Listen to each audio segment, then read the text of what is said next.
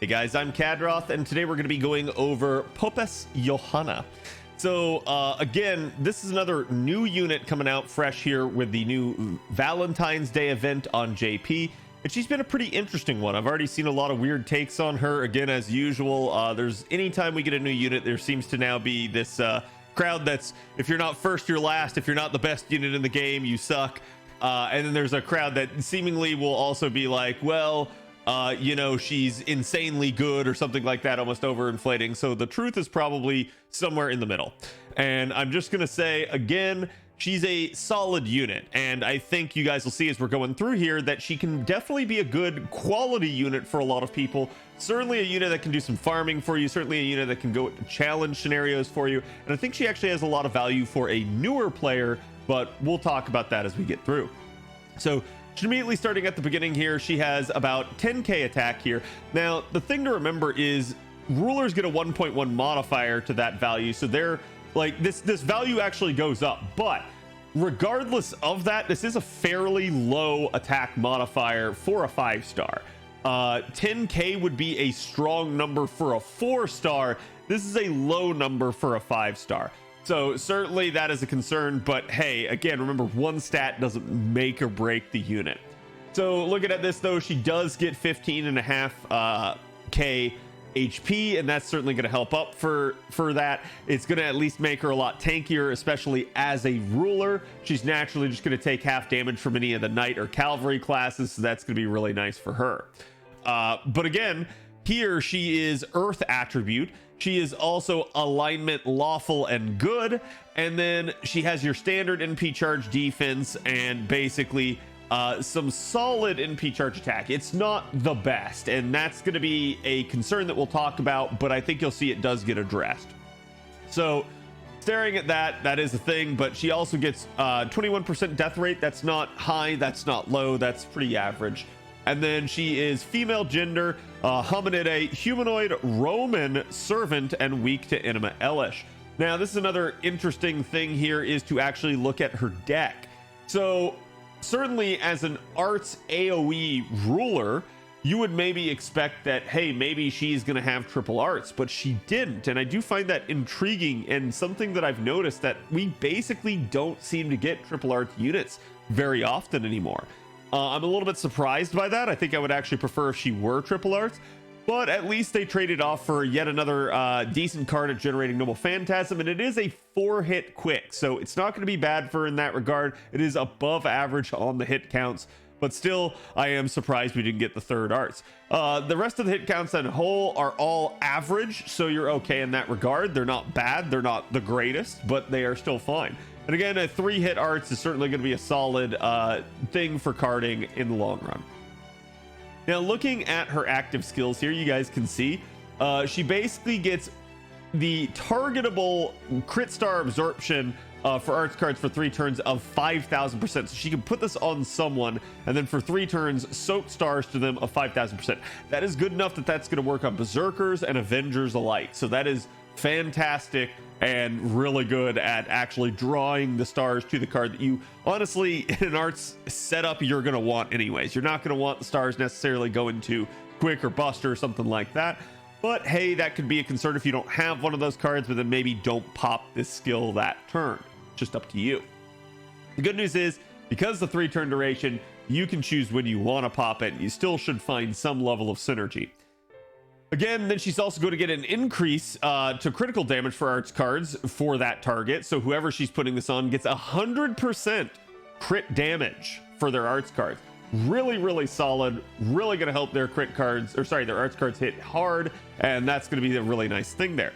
Then right here at the end, she's also going to get 10 critical stars per turn for 3 turns. So that's going to make her both a star generator, a star soaker, and someone who can crit really hard with the stars. So it's an all-in-one self-synergistic type skill, but it can work on whoever the hell she decides to put it on, which makes it a very, very powerful support tool in the right circumstances. Her second skill here is going to be arts performance of 3 turns for the party, and it's only 20%. So this one's rather on the low side, and it's one of the reasons that I've said to me, while she's supporty, she's very hybrid. She's not a true support in a lot of senses of the word, because she's not really going to give that much benefit to the rest of the party. She definitely gives some nice stuff, but it's more on some of the like not main focuses. In FGO, a lot of the game is centered around how much damage you can dish, how fast, how consistently. So a lot of what she's going to bring is other utility, and it's still really nice to have. But again, so she's got party-wide arts performance for 3 turns and 20%. She grants the party debuff immunity 1 time for 3 turns, which that in and of itself is also super nice, because this is going to prevent the party from getting any sort of thing that could mess up its flow, or anything that could try to stop one of the supports from being able to protect the party. So really, really nice in that regard. Then she gets a damage cut for the party for 3 turns of 1,000 damage. So now instead, every single time you hit her or anybody else with an attack that maybe would have done 5,000, it's only going to do 4,000 instead. And then she will charge her own gauge regardless of all the other party-wide effects here by 30%. The only downside I'm going to say is that her charge is on this skill, and it is a 7-turn cooldown, so that means the charge is going on to a little bit of a longer skill than we would like, but still really nice to have. Still a very excellent utility skill here with some self-charge to boot. Her third skill then is going to be, and I saw this translated differently on Atlas earlier, as Pope Debate EX, and I just gotta say it's one of the best skilled names that we've had this year. But regardless, this is going to charge the party's gauge every turn for 3 turns by 20%. This is where the majority of her supportive capability really lies, is the fact that she is going to get a delayed charge for the party of 20% per turn for 3 turns.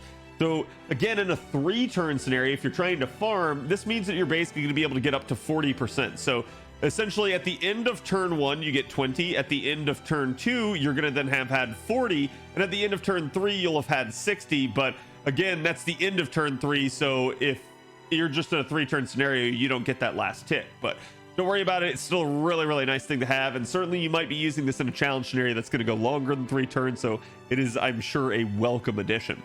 And on top of that, she gets party-wide attack for 3 turns of another 20%. So she still has some steroid capability for the party. It is good. It's just not like, man, she's that devoted support like a Castoria or someone else. So really, really nice. And that's actually something I'm going to talk about here in a second. But let's get through the rest of the kit.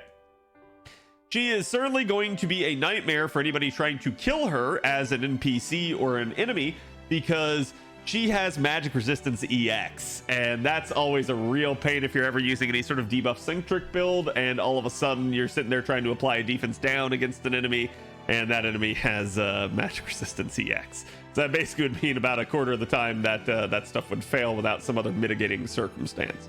But still, that is really nice for her. This does mean that in a challenge scenario, buffs are just very routinely, or sorry, debuffs are just very routinely not going to land on her. So really, really nice in that regard. Then she gets territory creation A here for an additional 10% arts performance. That's going to help out everything, including her NP gen, basically every aspect of the card, even the star gen of an arts card, which is its lowest aspect. And then certainly the actual damage output of like her noble phantasm and her just normal cards. So really, really good there. Obviously, the first 2 appends here are going to be pretty standard. And then with the third skill here, we've got anti-riding attack damage aptitude. You could get some overlaps here with her niche on her NP. We'll talk about that in a bit. So this one might not be the worst third skill that you could get, but logically, unless you're using her as a neutral looper, probably don't care too much about this one. You'll probably favor the first and the second skill, particularly the second skill here with mana loading. Now, looking at her Noble Phantasm, it's a 3-hit AoE Arts Noble Phantasm like we talked about. Again, this one's going to have a power mod up for 1 turn of Evil Alignment for 50%. So that in and of itself is nice.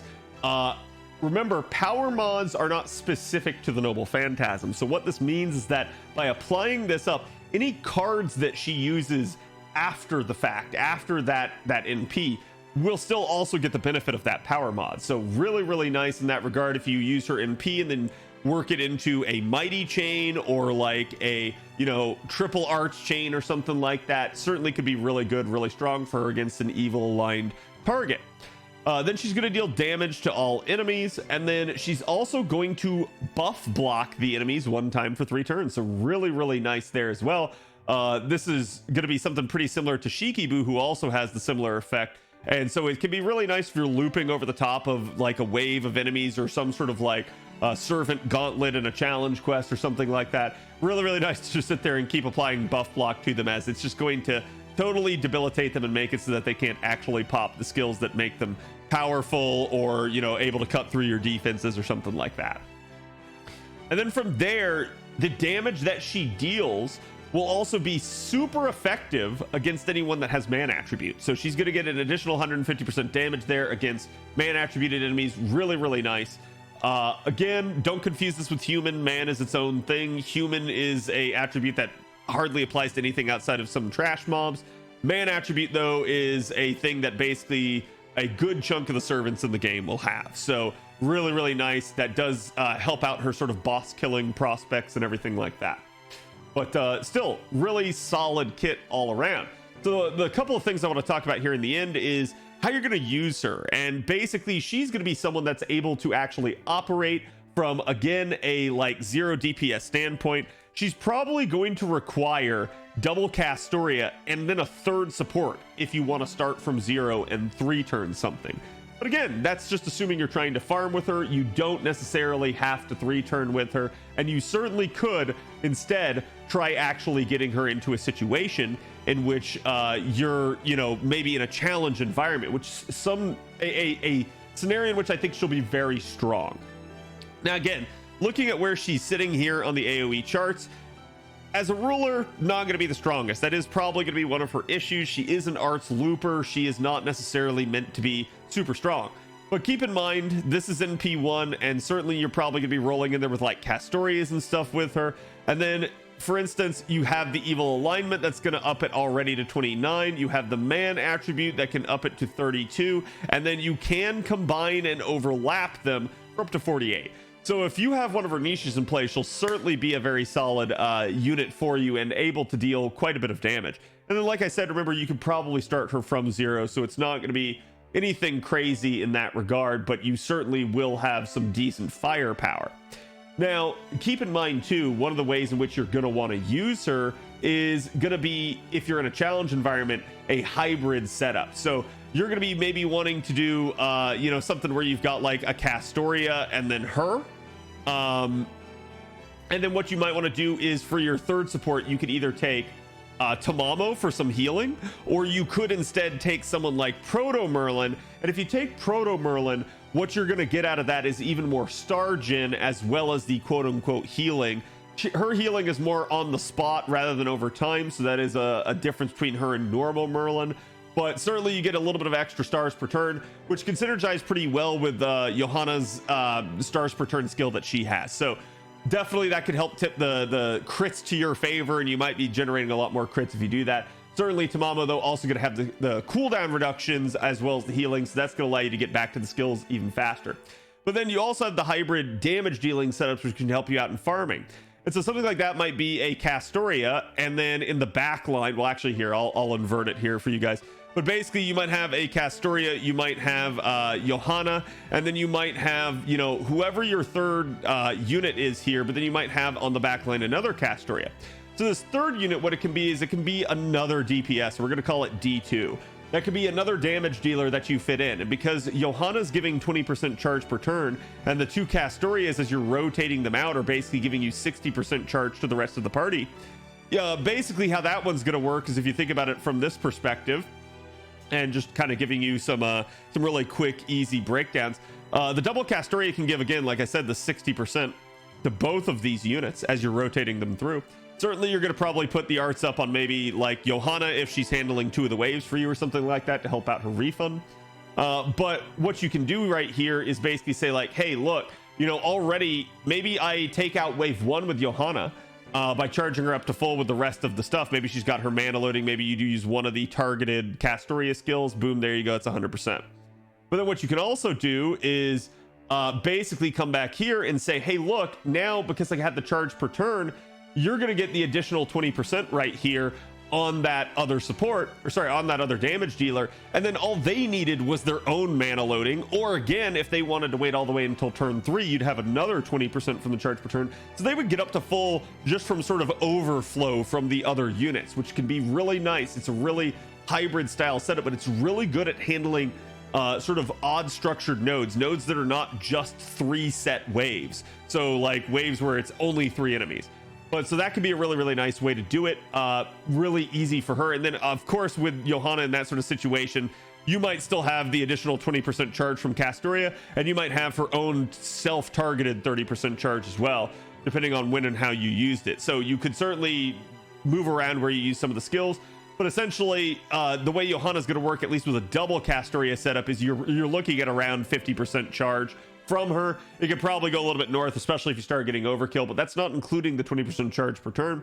So again, that is a really good thing for her. She's not going to be your best looper, she's not going to be your most solid damage dealer, but she's an all-around quality unit, and she could fit in really well with hybrid systems, really well with sustain and sort of stall type comps. So I think she's going to be a solid addition for, you know, decent scenarios that maybe would require some sort of challenge application, or any sort of scenario where her niches come into play. And I think she can provide some decent benefit to newer players that maybe don't have tankier characters that can actually last and go the distance. Not only that, but the fact that she can actually help get someone else to their noble phantasm, including the supports for that matter, is definitely a nice thing. And that's something that I should probably mention here to round this out. It's going to pretty much automate Castoria getting to her NP, so you don't even have to worry about forming a triple arch chain in that regard. That's going to make it really nice. That means that if you're really concerned about the damage even at NP1, you could, on like turn 3 or something like that, pop out Castoria's noble phantasm before Johanna's, and you'd get even more damage. So it's a really nice setup for her. I do think she's a quality unit. Don't knock her till you try her, but certainly she's not going to be the most broken thing in the world. So again, let me know what you guys think about Johanna in the comments below. I'll be sure to read them, and I'll see you guys for the next video. Have a good one.